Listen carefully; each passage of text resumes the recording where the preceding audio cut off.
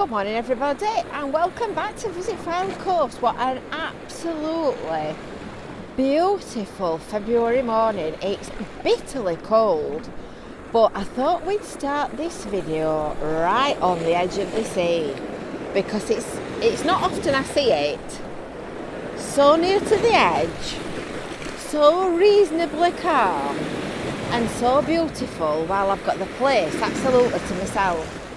So I thought we'd kick off with that because it kind of sets the scene for the subject of this video, which is about hotels and what's going to be of the hotel industry in Blackpool in the wake of the coronavirus pandemic. And I think you would agree, I think you would find it difficult to argue that on a bright sunny day there are few places that are much better than this.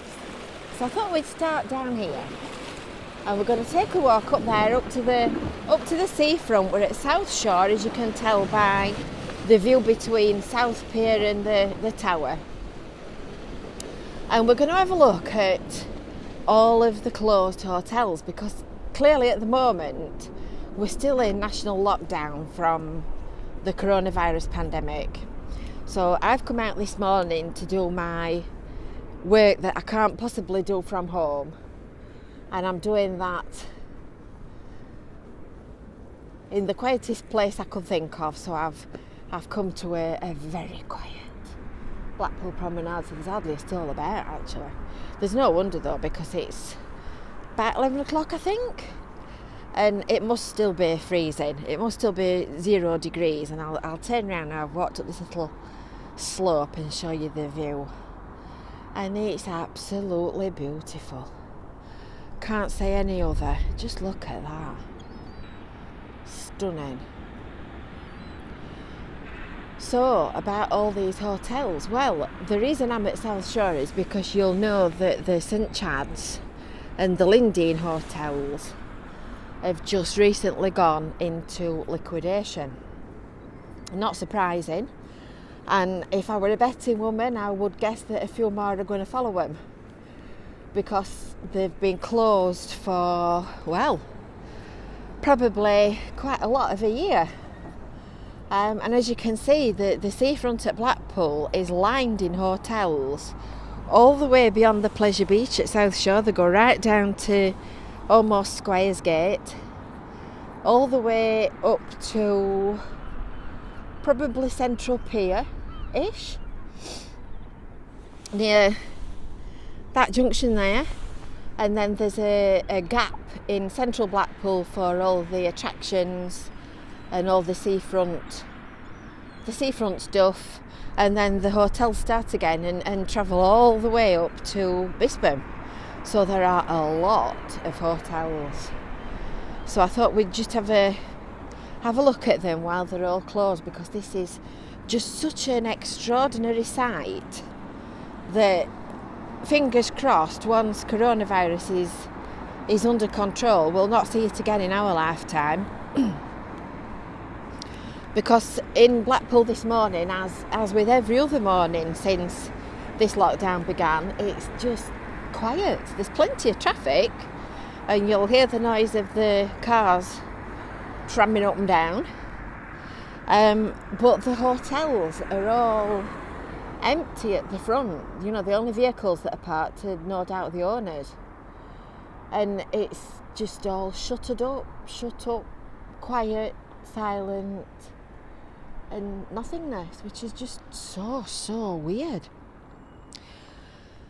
Anyway, I think, for what it's worth, my 5 pence, I think that when the vaccination programme gets into full swing and the government starts to gradually ease lockdown and the restrictions, I think that British seaside resorts, and especially Blackpool, will do exceptionally well. There's a tram coming up, so I'm going to show you the tram. I think people will take advantage of this super duper seaside town, and I think this summer it will be mobbed. So once there's any once there's any suggestion of any easing of restrictions, if you're wanting to come away, I will get your holiday booked quick. Because no doubt everything will sell out fairly rapidly. And just while I was listening to the radio this morning, they were saying that the government is discussing with other countries the possibility of a sort of a vaccination certificate stroke passport for people that want to holiday abroad to show their vaccination status, so that we can see whether or not people have had a COVID jab and whether or not they're going to kind of smittle everybody. Which I suppose is a bit like the pet passports that you have for your dogs.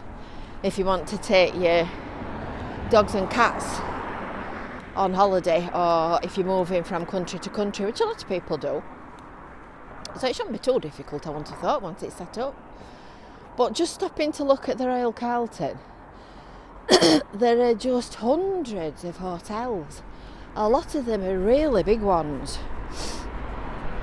And last week, the news broke on the 4th of February that the 80 staff at the Lyndene and the St Chad's had been called into a Zoom meeting by their boss and told that they'd lost their jobs, that the business they worked for had been declared bankrupt.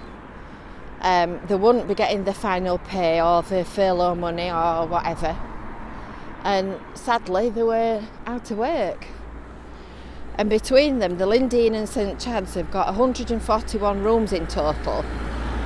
So it's a big property to be standing, well, two big properties to be standing empty.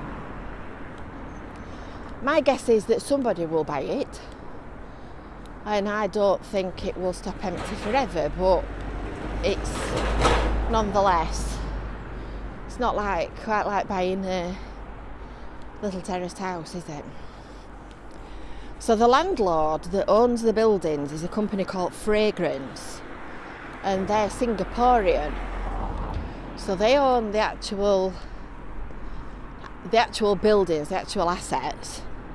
And a UK company called Bespoke Hotels owns and runs the business. And it's the Bespoke Hotels bit that's gone into liquidation. And you can see at the top there, look, there's a nameplate on it that says St Chad's Terrace 1891. So it's a really, really old building as well. So the business owners have been trying to negotiate the terms of the lease, the rental agreement, for the last 12 months. And this fragrance company have not managed to come to an agreement with them. So it's pushed the Bespoke Hotels into liquidation, because obviously they're closed. I mean, I've been in both of these hotels to drop stuff off in reception, and they're both lovely. The Lyndene in particular is really nice.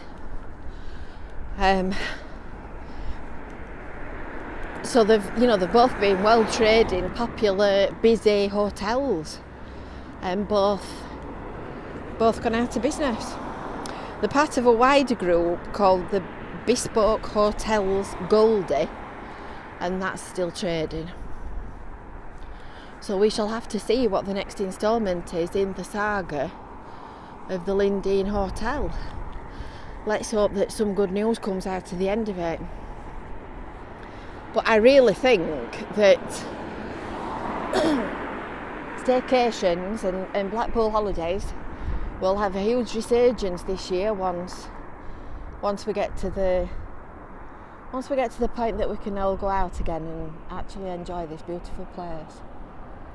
So I hope you've enjoyed that little look at Blackpool hotels and Blackpool Promenade in lockdown. If you've enjoyed the video, give it a like, give it a thumbs up. Pop any questions in the comments below. When we find anything out, we'll do you an update and let you know what the verdict is.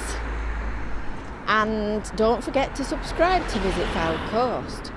And then you'll get live notifications, you'll get notifications of new uploads, and you'll find out exactly what's going off in your favourite seaside towns. See you soon. Bye for now.